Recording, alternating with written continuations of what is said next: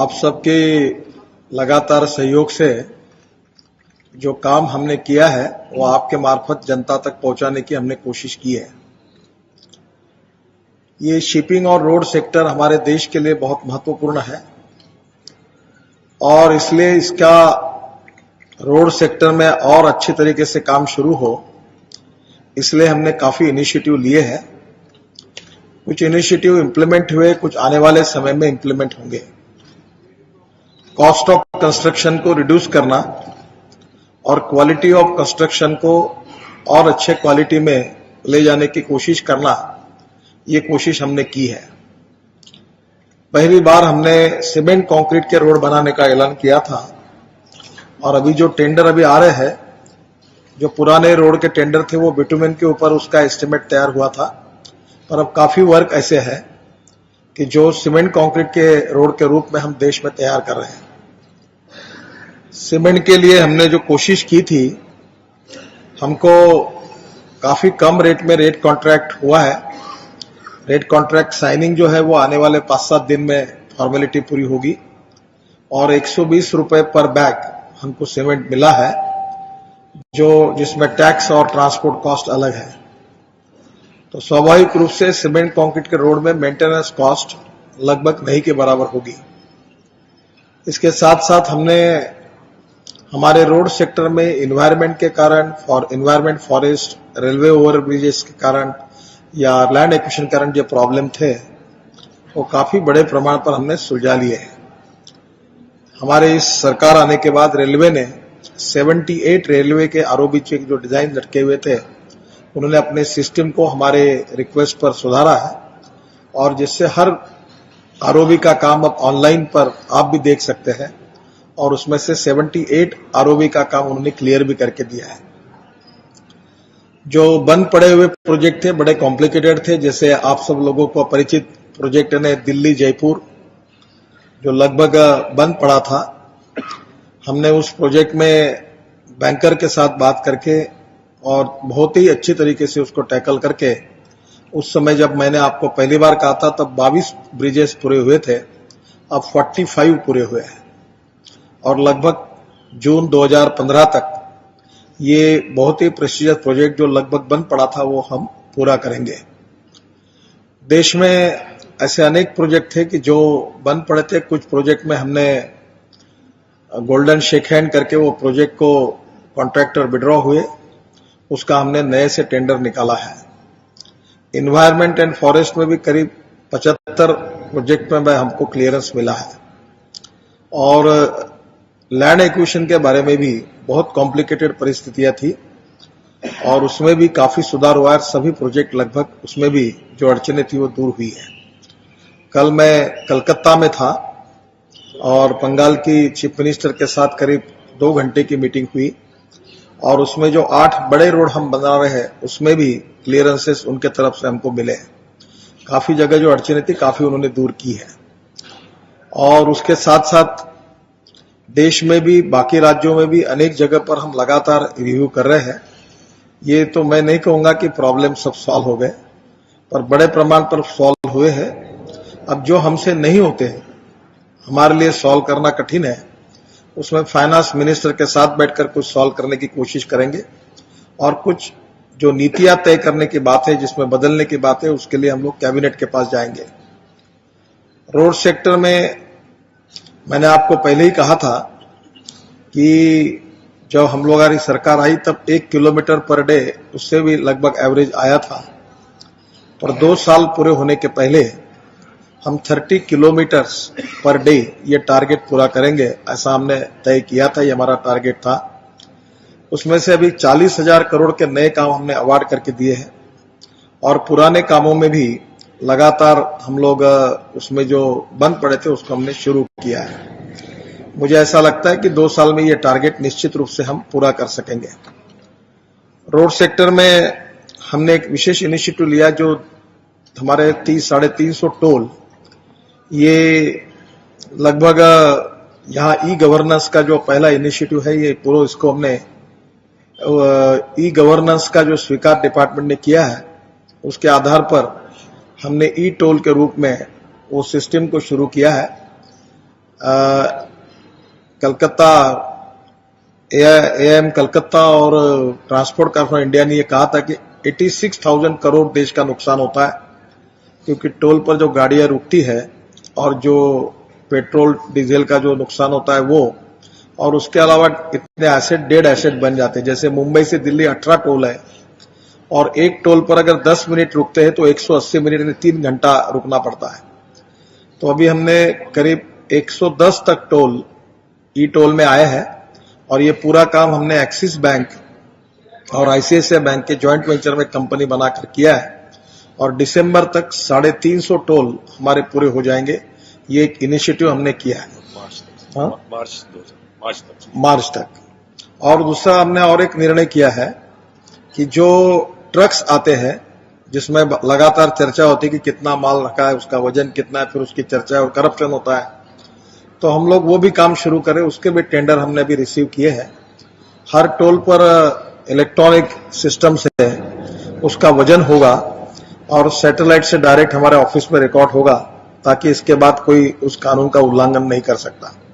तो ये भी निर्णय अच्छा किया है। कुछ टोल प्लाजा पर आपने देखा होगा कि सोलर पैनल बिठाकर उसको हमने चलाने के बारे में भी सोचा है। रोड साइड एमिनिटीज के बारे में हमने कंसल्टेंसी के लिए अभी निश्चित करने की कगार पर है और हम लोग चाहते हैं कि रोड सेक्टर में हम ये इसका जो हमारे टूरिस्ट है विशेष रूप से उनके लिए रोड साइड पेट्रोल पंप हो, वॉशरूम्स हो, रेस्टोरेंट्स हो और ये सुविधाएं उनको मिले। और ट्रक ड्राइवर के लिए भी अलग से हमने सोचा है। साधारणतः रोड के साथ साथ रोड का जो कनेक्ट, रोड की जो साइड में जो जगह आती है उसमें ऑप्टिक फाइबर केबल, बाद में गैस की पाइपलाइन, कुछ जगह पर हमने अभी ट्रांसमिशन लाइन का टेक्निकल स्टडी कर रहे हैं, क्योंकि देश में ये भी बहुत बड़ी समस्या है। और इसके अलावा आयरन ओर, उसकी सरी भी हम लोग उससे ट्रांसपोर्ट करने के बारे में प्रपोजल हमारे पास आए हैं और हमने नीति बनाई है कि रोड साइड की जो जगह है उसका अंडरग्राउंड जगह का उपयोग करके हम निश्चित रूप से इसमें कितना इनकम मिला सकते हैं इसकी कोशिश करेंगे। रोड सेक्टर में विशेष रूप से नॉर्थ ईस्ट के लिए जो काम हुआ था उसके लिए हमने नए कॉर्पोरेशन का निर्माण किया है और ये कॉर्पोरेशन का वैशिष्ट्य ये है कि इसका पूरा ऑफिस पेपरलेस होगा। यहाँ बाजू में ही पीटीआई की बिल्डिंग में उन्होंने अभी जगह ली है और उसी में से ये काम उनका शुरू होगा। और विशेष रूप से पहाड़ी क्षेत्र है, नॉर्थ ईस्ट है, वहां के प्रोजेक्ट को गति देने के लिए ये कॉर्पोरेशन काम कर रही है। और इसके अलावा हमारे डिपार्टमेंट की ओर से हमने जो एक्सीडेंट्स होते हैं उसके बारे में कुछ रोड्स पर हमने अपनी एम्बुलेंसेस रखी है ताकि कहीं भी एक्सीडेंट होता है तो हम लोगों की मदद कर सके। और सबसे महत्वपूर्ण बात जो है कि हमारे यहाँ काफी एक्सीडेंट्स होते हैं। ये एक्सीडेंट की संख्या देश में 5 लाख है, 1.5 लाख लोगों की मृत्यु होती है। हमने इस काम को बहुत गंभीरता से लिया है कि एक्सीडेंट्स हम कम कैसे करेंगे और इस एक्सीडेंट के लिए हमारी तरफ से जो कमियां रोड के डिजाइनिंग में है उसको भी हमने कम करने के बारे में अनेक जगह सुधार के काम शुरू किए हैं। तो ये काफी बड़ा काम है और हम चाहते हैं कि रोड के कई मिस्टेक्स के कारण एक्सीडेंट्स ना हो। उसके साथ साथ हमने आमिर खान जी, इनको हमारे एक्सीडेंट के लिए जो हम लोग प्रचार कर रहे हैं, अभियान कर रहे हैं, उसके ब्रांड एम्बेसडर के रूप में उन्होंने काम करने की अनुमति दी है। और कुछ बच्चों के लिए कुछ मीडिया के द्वारा कुछ प्रोग्राम्स करके हम लोगों को इसके बारे में प्रशिक्षित करने का भी काम करने वाले हैं। वैसे रोड सेक्टर के साथ शिपिंग सेक्टर में कल बहुत बड़ी अचीवमेंट हुई है। कल ही बंगाल की सरकार और हमने 12,000 करोड़ रुपए खर्चा करके जो सागर पोर्ट है वो बनाने के बारे में हमारे दोनों के बीच में राय निश्चित हुई है। कुछ इक्विटी 26% उनकी भी होगी और हम दोनों मिलकर ये पोर्ट 13.5 मीटर का होगा। और पोर्ट को जोड़ने के लिए एक बहुत बड़ा ब्रिज बनाने का है रेलवे और ट्रांसपोर्ट के लिए। वो ब्रिज या टनल इसमें से क्या बनाना है इसके बारे में हम निश्चित रूप से हमारे सेक्रेटरी टेक्निकली अध्ययन कर रहे हैं और अगर टनल हुई तो उसकी भी टेक्नोलॉजी अच्छी यूज करके रेलवे लाइन और टनल या ब्रिज इसका निर्णय करेंगे। तो ये करीब 3.5 से 4,000 करोड़ का सिस्टम होगी।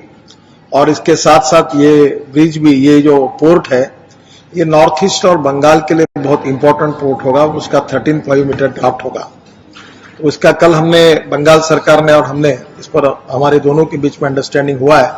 7 जनवरी को उन्होंने ये कहा कि उनका जो बड़ा ग्लोबल मीट है उसमें वो साइनिंग जो सेरेमनी है उस समय होगी। हमारे पोर्ट में भी लगातार हमने ई गवर्नेंस का उपयोग करके काफी सुधार किए हैं। कल ही मैंने कलकत्ता पोर्ट में 4 ऑटोमेटिक क्रेन्स जो है एक समय 2 कंटेनर उठा सकती है, उसका भी इनॉग्रेशन किया। रेलवे की जो सिस्टम है उसको भी कंप्यूटराइज करने का इसके लिए इनॉग्रेशन किया। और अलग अलग पोर्ट पर हमारी इफिशियंसी बढ़े और हम इंटरनेशनल स्टैंडर्ड्स की ओर कैसे बढ़े, इस प्रकार की कोशिश हमने की है। जहां तक हमारे पोर्ट में जो फिलहाल सबसे इंपॉर्टेंट चीज है, जो इनलैंड वाटरवेज है, वो एक बहुत दिनों से केवल चर्चाएं हो रही थी, पर वाराणसी से लेकर हल्दिया इसके बीच में हमारे डिपार्टमेंट ने कोल एक्सपोर्ट का काम, कोल ट्रांसपोर्ट का काम शुरू किया है। और उसके कारण जो इंपोर्टेड कोल आता है वो बार्जेस के द्वारा वो पावर प्लांट पर जाता है। हमारी कोशिश यह है कि और इसके अलावा ये एक्टिविटी को और बढ़ाए। कल ही मैंने कलकत्ता में चैम्बर ऑफ कॉमर्स में भी मीटिंग कराई है और एनटीपीसी के दूसरे भी एक प्रोजेक्ट का 2 मिलियन टन का एक करार हमारे बीच में चल रहा है। और धीरे धीरे हम ये चाहते हैं कि इनलैंड वाटरवेज को ट्रांसपोर्ट के लिए हम ज्यादा से ज्यादा उपयोग करें। फिलहाल हमारा परसेंटेज केवल 3.3 है, इसको बढ़ाकर हम लोग और 8 से 10% तक जाना चाहते हैं, जो चाइना में 44% है। हमारे यहाँ पैसेंजर्स के हिसाब से भी हमने काफी इनोवेशन में काफी नई नई चीजें लाने की कोशिश की है। कुछ प्रोसेस में है और कुछ आने वाले समय में कुछ कॉन्ट्रैक्ट्स उसके पूरे होंगे। लगातार इसमें काफी सुधार हुआ है, चाहे टेक्नोलॉजी हो, इनोवेशन हो, ई गवर्नेंस हो, इसका लगातार हम उपयोग कर रहे हैं। हमारे डिपार्टमेंट में भी हम हमारा पूरा कामकाज ई गवर्नेंस में कन्वर्ट करने का भी निर्णय हमने किया है। कुछ बातें हुई है, कुछ लगातार सुधार करने का प्रयास है। और इसलिए और एक इम्पोर्टेंट चीज ये है कि प्रधानमंत्री नरेंद्र मोदी जी के नेतृत्व में देश में जो विकास का माहौल तैयार हुआ है, उसमें हमने ये तय किया है कि कम से कम इसमें देश के जीडीपी में हमारा शिपिंग और रोड सेक्टर मिलकर हम कम से कम 2% ऐड करेंगे। आपको पता ही होगा कि क्रिसेल ने जो लेटेस्ट रिपोर्ट दिया है रोड सेक्टर के बारे में, उसने उन्होंने उल्लेख किया है कि रोड सेक्टर का काम काफी गति से बढ़ रहा है और शुरू हुआ है। मेरा विश्वास है कि आने वाले समय में नए इनिशिएटिव, ई गवर्नेंस का उपयोग और उसके साथ fast track decision making process, इसके आधार पर हमने निर्णय किए। कुछ कामों के परिणाम भी दिखना शुरू हुआ है और इसके बाद भी और भी बहुत कुछ काम करना है और बहुत से काम ऐसे जो निर्णय हमने किए वो भी पाइपलाइन में है। आज गुड गवर्नेंस का डे है, क्योंकि डेवलपमेंट करना ये विकास की संकल्पना सब जगह पर है, पर विकास के साथ साथ उसके साथ गुड गवर्नेंस बहुत महत्वपूर्ण है। हम अच्छा हॉस्पिटल बनाएंगे तो ये गुड डेवलपमेंट हुआ, पर हॉस्पिटल में अगर दवाई नहीं मिलेगी, डॉक्टर समय पर नहीं रहेंगे, अगर साफ सुथरा नहीं रहेगा, अगर अच्छा ठीक गवर्नेंस नहीं होगा तो उसका उपयोग नहीं होगा। तो डेवलपमेंट एंड गवर्नेंस दोनों का समन्वय लेकर नरेंद्र मोदी जी के नेतृत्व में हमारी सरकार काम कर रही है और इसलिए गुड गवर्नेंस डे, ये हमने इसके लिए गवर्नेंस को सबसे बड़ा महत्व दिया है। और डेवलपमेंट एंड गुड गवर्नेंस, नए initiative, innovation and entrepreneurship, fast track decision making process and team work, in concept को हमने हमारे साथ लेकर लगातार काम किया है। सबसे अच्छी बात है, हमने ये भी इनिशिएटिव लिया है कि जो हमारे मेंबर ऑफ पार्लियामेंट है उनको बुलाकर अधिकारियों और उनके सामने ही उनके जो प्रश्न है, समस्या है, उसके लिए 3-3 घंटे 4-4 घंटे बैठकर हमने डायरेक्ट उनके प्रॉब्लम को सॉल्व करने की भी शुरुआत की है। पहली बार पूर्वी उत्तर प्रदेश की मीटिंग हुई है। इसी प्रकार से देश के सभी सांसदों को पहले हमने बुलाया था, उसके बाद में स्टेट गवर्नमेंट के मुख्यमंत्रियों के साथ भी मीटिंग की है और लगातार हम इसमें स्टेट गवर्नमेंट को और हमारे मेंबर ऑफ पार्लियामेंट को, उनके सजेशंस को, उनके मार्गदर्शन को, उन्हें नई जो कामों के बारे में हमको सुझाव दिए उसका गंभीरता से विचार करते हैं। हमारा इंटरेक्शन पब्लिक कम्युनिटी के साथ बहुत बड़ा है और जहां जहां समस्या होती है वहां हमने हमारी समस्याओं की भी जानकारी उनको दी है। सबसे अच्छा इनिशिएटिव हर पार्लियामेंट्री कॉन्स्टिट्यूंसी में हमारे डिपार्टमेंट की जो जो समस्या है वो समस्या हमने पूरी तरह से सांसद जो वहां के उनके तक पहुंचाई है और उसके साथ साथ उनसे सहयोग भी मांगा और उनको जानकारी भी मिली है। स्टेट गवर्नमेंट के साथ भी हमारे लगातार इंटरेक्शन इस समय में 6 महीने में बहुत बड़े हैं। लैंड एक्विजिशन के प्रॉब्लम्स को लेकर, फॉरेस्ट एनवायरनमेंट की प्रॉब्लम्स को लेकर जो प्रश्न पिछले अनेक सालों से प्रलंबित पड़े थे वो काफी प्रश्न सुलझाए गए हैं और इसलिए स्वाभाविक रूप से काम की गति उसके कारण बढ़ रही है। इनोवेशन, एंटरप्रेन्योरशिप, टीम वर्क और उसके साथ साथ डेवलपमेंट एंड गुड गवर्नेंस, इन बातों का बार बार उल्लेख प्रधानमंत्री भी करते हैं और हमने भी हमारे डिपार्टमेंट में इसका उपयोग किया है। जो मेक इन इंडिया वाली बात प्रधानमंत्री जी ने कही है उसमें भी हमने इनिशिएटिव लिए हैं और उसको प्रत्यक्ष रूप में आने के लिए समय लगेगा। हमारा यहाँ शिपिंग इंडस्ट्री और रोड सेक्टर में हम लगातार ये कोशिश कर रहे हैं कि प्रधानमंत्री जी ने बार बार कहा कि हम बेरोजगारों को रोजगार कैसे दें, तो ये दोनों सेक्टर में स्किल डेवलपमेंट के कितने सब्जेक्ट हो सकते हैं और हमारा सेक्टर ये स्किल डेवलपमेंट के लिए उनको कैसे उपयोग कर सकता है, ये भी हमने इनिशिएटिव लिया पर इस पर अभी सिलेबस तैयार करके उसको ट्रेनिंग देने के लिए समय लगेगा। आपको पता होगा कि हमारे वर्ल्ड में 6.5 लाख लोग फॉरेन फ्लैग माने फॉरेन शिप पर काम करते हैं और उनको बहुत बड़ा रोजगार मिला है। अभी हमारे पास 5000 लड़के ऐसे हैं कि जिनको हम ट्रेनिंग नहीं दे सकते क्योंकि इंडिया में हमारे शिपिंग इंडस्ट्री की हालत, इतने शिप हमारे पास नहीं है। तो हमने ये तय किया कि इसके लिए एक व्यक्ति को 1 साल के ट्रेनिंग के लिए 10 लाख रुपए का खर्चा होता है अगर उसको फॉरेन शिप पर हम भेजते हैं।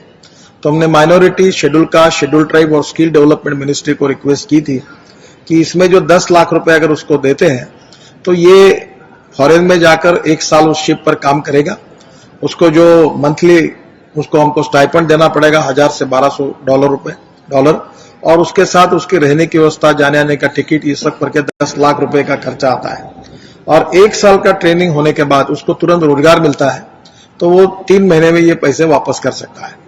तो स्वाभाविक रूप से ये स्कीम हमने कैबिनेट तक लेके गए, अभी उसको मंजूरी नहीं मिली है, पर लोगों को रोजगार कैसे, युवाओं को रोजगार कैसे मिले और ये 5000 बेरोजगार हमारे यहाँ ट्रेनिंग लेकर, डिग्री लेकर है पर उनको रोजगार नहीं है, ट्रेनिंग नहीं दे पा रहे, इनके लिए हमने योजना बनाई है।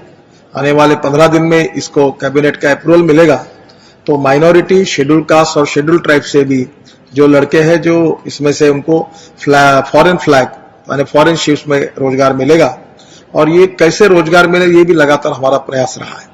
ये जो वाराणसी से हल्दिया तक जो गंगा का काम चल रहा है, इसमें हम लोग जो वाराणसी से हल्दिया तक 11 टर्मिनल, वाटर टर्मिनल्स बना रहे हैं और जिसके कारण इसमें जल्दी ही काम की शुरुआत 3 महीने के अंदर होगी और निश्चित रूप से goods transport and passenger transport इसमें होगा। हमने ड्राई पोर्ट की भी कल्पना लाई है, इसमें महाराष्ट्र में 2 ड्राई पोर्ट बना रहे हैं और विशेष रूप से जिन प्रदेशों में एक्सपोर्ट इंपोर्ट होता है वो कंटेनर ट्रैफिक रोड से जाता है। हमारी कोशिश ये है कि सबसे पहली प्रायोरिटी वाटर ट्रांसपोर्ट को मिले, सेकंड प्रायोरिटी हमारी रेलवे को मिले और थर्ड प्रायोरिटी रोड पर मिले और रोड का ट्रैफिक कम हो। इसलिए पंजाब, हरियाणा, दिल्ली, राजस्थान, मध्य प्रदेश, यहाँ समुद्र नहीं है तो जहां पानी नहीं है वहां हम लोग ड्राई पोर्ट, सैटेलाइट पोर्ट निर्माण करके वहां से रेलवे के द्वारा डायरेक्ट रैक की रैक कंटेनर लेके जाएगी तो ट्रांसपोर्ट कॉस्ट में भी सेविंग होगा और पोल्यूशन भी कम होगा और रेलवे एक्सीडेंट्स भी रोड पर कम होंगे। इसके लिए हम इसको इंकरेज करने के लिए शुरुआत की है। और अच्छी बात यह है कि गोवा और मुंबई के बीच में यही कंटेनर जो है रोड से जाते थे, इसके लिए हमने हमारी शिप के द्वारा हर सप्ताह में 1 शिप गोवा से पूरे कंटेनर लेके मुंबई JNPT जाता था, अभी वो 2 शिप होने लगे और 2 शिप पूरा मटेरियल लेके जाते जो अन्यथा रोड से जाता। इसी प्रकार से देश में हमारे साउथ के पोर्ट जो है, जो वेस्टर्न साइड के पोर्ट को कैसे जोड़ दिए जाएंगे और ट्रक के बजाय हमारा मटेरियल रोरो सर्विसेज कैसे शुरू होगी, इसके लिए भी हम लगातार काम कर रहे हैं। बार्जेजेस का मैन्युफैक्चरिंग, शिपिंग का मैन्युफैक्चरिंग हमारे देश में कैसा हो, इसका भी लगातार हम कोशिश कर रहे हैं। अभी हमने एक पानी पर चलने वाली और रोड पर चलने वाली बस देने का निर्णय भी किया, उसका भी ऑर्डर दिया। 1 महीने में 1.5 महीने में बस आएगी जो पानी पर भी चलेगी और रोड पर भी चलेगी। एक नया ट्रांसपोर्ट के लिए हमारी शुरुआत होगी। सी प्लेन के लिए मुंबई में हमने अनुमति दी है, देश भर में इसको बढ़ाने की हमारी कोशिश है। हावरक्राफ्ट के बारे में भी हमारी सरकार ने, डिफेंस ने, गोवा शिपयार्ड ने ज्वाइंट वेंचर कर रहे हैं। हम कोशिश करें कि पैसेंजर के लिए हम लोग हावरक्राफ्ट सस्ते में यहाँ कैसे बनाएं, जो मेक इन इंडिया का सपना है। कैटरमैरन्स का भी मैन्युफैक्चरिंग हमारे यहाँ कैसा हो, इसके लिए भी हमने प्रयास किए हैं। और उसके साथ साथ हमारी जितनी कारपोरेशन है उसकी मैनेजमेंट प्रोफेशनल हो, ई गवर्नेंस के साथ जुड़े, प्रॉफिट एंड लॉस अकाउंट को हम लोग मॉनिटरिंग करें और नया बिजनेस लाकर हम हमारी किस प्रकार से हमारी इफिशियंसी को बढ़ाए, बिजनेस को बढ़ाए, इसका लगातार प्रयास चल रहा है। रोड सेफ्टी बोर्ड के बारे में भी जो एग्जीक्यूटिव ऑर्डर है, इसको बनाने के बारे में ये आज हमको ऑर्डर मिल गया है, मिला है, अभी जा रहे हैं। एग्जीक्यूटिव ऑर्डर के लिए फाइल जारी है। तो ये रोड सेफ्टी बोर्ड जो है वो होने के बाद स्वाभाविक रूप से इसमें काफी बड़ा सुधार होगा। ई रिक्शा के बारे में आप सब लोग भी बार बार मुझे सवाल पूछते थे और पार्लियामेंट में तो ई रिक्शा का बिल पास हुआ था पर राज्यसभा में नहीं हुआ। मुझे बताते हुए खुशी हो रही है कि अब ई रिक्शा के जितने गतिरोध थे वो पूरे दूर हुए हैं। आज कैबिनेट ने इस ऑर्डिनेंस को मंजूरी दी है और कल ये ऑर्डिनेंस निकल जाएगा और पूरे देश में करीब 1 करोड़ लोग, जो कोई व्यक्ति साइकिल रिक्शा से व्यक्ति को व्यक्ति खींचने का काम करता था, कोई ई कार्ट के द्वारा अभी किसी को अभी 1 क्विंटल का माल अभी उठाकर ले जाने की आवश्यकता नहीं पड़ेगी। ई कार्ट और ई रिक्शा इन दोनों को अब हमने मंजूरी दी है। पहले हमने उसको मोटर व्हीकल एक्ट के बाहर रखने की कोशिश की थी क्योंकि उसका कंपैरिजन हम साइकिल रिक्शा से कर रहे थे, पर कोर्ट के निर्णय के बाद हमने इसको हमारे एक्ट में ही इसमें स्पेशल ये सुधार जो था कि एजुकेशन क्वालिफिकेशन के लिए एग्जेम्पशन देने की बात थी वो हमने दे दी है। और उसके साथ साथ एसोसिएशन एंड मैन्युफैक्चरर उसको 10 दिन का ट्रेनिंग देंगे और लाइसेंस मिल जाएगा और उसको क्वालिफिकेशन की भी जरूरत नहीं होगी। और इससे करीब देश में 1 करोड़ लोग ऐसे हैं जो साइकिल रिक्शा चलाते हैं और कुछ लोग जो है वो अपने सर पर माल उठाकर ले जाते हैं। ये एक अमानवीय प्रथा बंद होकर इन लोगों का रिप्लेसमेंट ई रिक्शा से हो। इन्हीं को ई रिक्शा पहले मिले, चालक मालक, यानी हमने ये नहीं किया कि कोई किराए से ले और गरीबों को दे। जो चालक होगा वही मालक होगा। और मुझे माइनॉरिटी के मिनिस्टर और शेड्यूल कास्ट शेड्यूल ट्राइब के मिनिस्टर ने अश्योर किया है कि वो 4% से इनको फाइनेंस करेंगे। इसके बारे में एक योजना भी अब मंजूर हुई है, तो बनाने की कोशिश हम कर रहे हैं और फाइनेंस मिनिस्टर को मैंने कहा है कि ये कम पैसे में कैसे हो जाए। तो ये भी एक बहुत दिनों से आप सब बार बार सवाल पूछते थे और ये कोर्ट में भी मामला था, तो ये प्रॉब्लम आज सुलझाया गया है। जहां तक हमारे मोटर व्हीकल एक्ट के बारे में आपने भी काफी चर्चाएं की है, उसके बारे में प्रधानमंत्री को भी उसका प्रेजेंटेशन दिया था हमने, स्टेट ट्रांसपोर्ट वालों को भी, मिनिस्टर को भी प्रेजेंटेशन दिया था हमने। हमारा जो नेशनल परमिट है between the 2 states goods and passenger का, उसको ऑनलाइन कर दिया है। कल मैंने बंगाल में भी एक ड्राइविंग सेंटर जो कंप्यूटराइज है उसका उद्घाटन किया है, जिसमें ड्राइविंग लाइसेंस कंप्यूटरी टेस्ट लेगा और सर्टिफिकेट देगा, ऐसी सिस्टम है। पुणे में भी एक शुरू हुआ है और धीरे धीरे फिटनेस और ड्राइविंग इसके बारे में हम लोग गांवों तक ये व्यवस्था पहुंचे और बड़े प्रमाण पर इसमें 22% ड्राइवर्स का शॉर्टेज है। तो इस प्रकार के इंस्टीट्यूशन बनाकर बड़े प्रमाण पर ड्राइविंग की भी व्यवस्था हम कर रहे हैं। जैसे प्रधानमंत्री ने जो घोषणा की थी कि हम लोग स्वच्छ भारत अभियान चलाया था, तो स्वच्छ भारत और प्रदूषण मुक्त भारत, ये भी बात को हम लेकर आगे जाने वाले हैं। और इसके लिए हमने जो हमारे बसेस है शहरों की, विशेष रूप से जो डीजल पर चलती है, उसमें बायोडीजल, इथेनॉल, बायोगैस और इलेक्ट्रिक पर कन्वर्ट करने के बारे में प्रिंसिपली निर्णय किया है। इसमें जो गतिरोध थे वो दूर करने का भी निर्णय करके काम शुरू किया है। इसके टेस्टिंग भी शुरू हुए और इसके बारे में मुझे बताते हुए खुशी है कि हमारे डिपार्टमेंट का जो पुणे का इंस्टीट्यूट है, जो इसमें रिसर्च करता है, ट्रेनिंग देता है या लगातार इंटरनेशनल स्टैंडर्ड के जो मशीन्स बनते हैं उसके बारे में नॉर्म्स निश्चित करता है, फ्यूल के बारे में निश्चित करता है, उसको अभी हमने इस साल 250 करोड़ रुपए दिए हैं। और 250 करोड़ रुपए देकर एक इंटरनेशनल स्टैंडर्ड का इसमें इंस्टीट्यूट होगा। और इन फ्यूल के बारे में भी जल्दी ही हम पूरी पॉलिसी लेकर इसके भी निर्णय होंगे और जिसके कारण एग्जिस्टिंग डीजल बसेस जो है, जो देश में स्टेट ट्रांसपोर्ट में और शहर ट्रांसपोर्ट में है, उसका कन्वर्शन प्रदूषण मुक्त होने के दृष्टि से बायोगैस पर कैसे हो। जैसे शहर में जो गंदा पानी है और विशेष रूप से जो फ्रूट्स वेजिटेबल का, होटल वेस्ट का जो कचरा है, उससे बायोगैस पर कन्वर्ट करके बायोगैस पर ये बसेस कैसी चले, ये दुनिया में चल रही है, ये कोई कठिन बात नहीं है। तो हमारे देश में भी इसको प्रोत्साहन मिले, इससे इंपोर्ट भी बचेगा और प्रदूषण भी 95% कार्बन मोनोऑक्साइड कम होगा और निश्चित रूप से हमारे देश में नए रोजगार का निर्माण होगा। वॉर फुटिंग पर इसके लिए भी हमने लगातार काम शुरू किया है और हमारा जो एक्ट है वो इस अधिवेशन में लाने का हमारा प्रयास था, पर उसके बारे में भी और डिस्कशन और चर्चाएं शुरू है।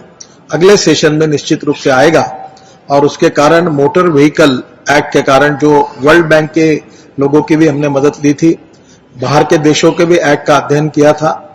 ये इंटरनेशनल स्टैंडर्ड का जो एक्ट है ये इस क्षेत्र के भ्रष्टाचार को और प्रदूषण को मुक्त करेगा। नई नई टेक्नोलॉजी हमारे देश में आएगी, सभी प्रकार की टेक्नोलॉजी को लाने के मार्ग भी इससे खुले हो जाएंगे और शहरों में कंप्यूटराइज ई गवर्नेंस का उपयोग करके ऐसी सिस्टम बैठेगी कि जो भी वायलेशन करेगा उसको सजा होगी। तो ये बहुत अच्छी बातें जो है उसके बारे में डिपार्टमेंट ने निर्णय किया है और लगातार करने की कोशिश हुई है। इसकी सबकी जानकारी ये NHIDCL जो हमने नेशनल हाईवे और ये इंफ्रास्ट्रक्चर की कंपनी शुरू की है, उसका भी ई बुक हम लोग 1/1/2015 को उसका भी हम लोग रिलीज कर रहे हैं। तो ये हमारे डिपार्टमेंट की जितनी कॉर्पोरेशंस है ये काफी इनिशिएटिव लेकर काम कर रही है। किताबों में हमारे जो ई बुक है इसमें इसकी जानकारी है और इसके अलावा भी जो जो निर्णय होते रहेंगे वो हम आपको बताने की कोशिश करेंगे। बताने लायक और भी बहुत सी चीजें हैं, पर आप इसको मैं सब बातें बता दूंगा तो आप इसको शायद पढ़ेंगे नहीं। तो मैं चाहता हूं कि आप इसको जरूर पढ़ें और इसमें एक आपको मोबाइल फोन से भी आप इसको पूरी जानकारी आपके पास आ सकती है, क्योंकि टेक्नोलॉजी बदली हुई है। तो मुझे लगता है कि आप सब इसकी जानकारी आप सबको भी मिलेगी और आपके मार्फत देश की जनता के पास भी जाएंगी। मैं फिर से एक बार आपको बहुत बहुत धन्यवाद देता हूं और आपके आभार मानता हूं। मित्रों, 7, 8, 9 जनवरी के दिन ये प्रवासी भारतीय दिन हम मना रहे हैं। उसका पूरा ब्यौरा हमारी मंत्री श्री सुषमा जी